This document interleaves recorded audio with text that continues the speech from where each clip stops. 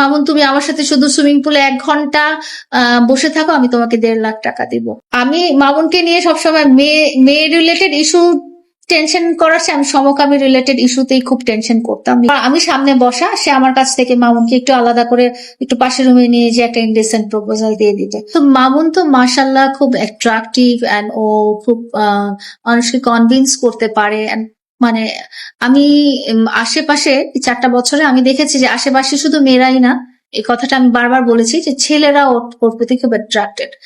তো ওর আশেপাশে আমি যেটা আপনি মিন করেছেন যে সমকামী ব্যক্তি, ওর আশেপাশে আমি অনেক সমকামী ব্যক্তি দেখেছি, এবং যারা ইভেন আমাদের বাসায় এসেও মামুনকে নানাভাবে ইনডিসেন্ট প্রপোজাল দিয়েছে, এবং যেই জিনিসগুলো মামুন ফেস করে আসছে আমি দেখেছি। 4টা বছর থেকেই মামুনের আশেপাশে নানা রকম সমকামী মানুষ ছিল, এবং নানা রকম সমকামী মানুষ ওরা যেটা করতো যে ওরা আমাকে সহ্য করতে পারতো না, টলারেট করতে পারতো না মামুনের পাশে, এবং চাইতো যে আমার আর মামুনের সাথে ঝগড়াঝাটি হয়ে যাক। মামুনকে গিফট পাঠাইতো, মামুনকে নানা রকম।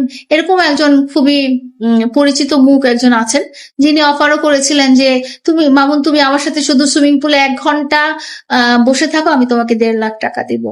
হ্যাঁ, বা আমি তোমাকে জমি কিনে দিব, আমি তোমাকে বাড়ি কিনে দিব। 2.5 লাখ করে দিতে পারতেছে না, আমি তোমাকে বাড়ি করে দিব। এই দেখো আমার বাড়ি ঘর, এই দেখো আমার জুতা, তোমার কোন জুতাটা লাগবে, এই দেখো আমার আলমিরা, তোমার কোন শার্টটা লাগবে, কি লাগবে। এই ধরনেরও অনেক মানুষ আছে যারা, তো তারা সবসময় চাইতো যে মামুন আর আমি আলাদা হয়ে যাই। আমি মামুনকে নিয়ে সবসময় মেয়ে রিলেটেড ইস্যু টেনশন করার চেয়ে আমি সমকামী রিলেটেড ইস্যুতেই খুব টেনশন করতাম। বিকজ এই ধরনের মানুষজন যারা পুরুষ মানুষ, যারা খুব সহজেই মামুনের সাথে মিশতে পারে, কিন্তু তাদের মনের মধ্যে অন্য একটা থিঙ্কিং চলতো আর কি, চলতেছিল। এই ধরনের মানুষকে নিয়ে আমি দেখেছি যে মামুন সমকামী না, ডেফিনেটলি আমি খুব ক্লিয়ারলি বলে ফেললাম যে মামুন সমকামী না, এবং মামুন খুব প্রাণপণ চেষ্টা করতে এই ধরনের মানুষদের অ্যাভয়েড করার জন্য। এই খুব লোভনীয় অফার গুলো ছিল যে তুমি আমার সাথে শুধু খাইতে বসো, আমি তোমাকে এত টাকা দিব, বা এটা সেটা। এই অফার গুলো সে ইয়ে করতো, সে রিজেক্ট করতো। হ্যাঁ, এবং এই যে যেটা বললাম যে আমি খুব টেনশনে থাকতাম, কারণ ওরা আমার বাসায় এসে পর্যন্ত আমি সামনে বসা, সে আমার কাছ থেকে মামুনকে একটু আলাদা করে একটু পাশের রুমে নিয়ে যে একটা ইনডেসেন্ট প্রপোজাল দিয়ে দিত। তো এইরকম সিচুয়েশনের মধ্যে আমরা গিয়েছি, মামুনও গিয়েছে।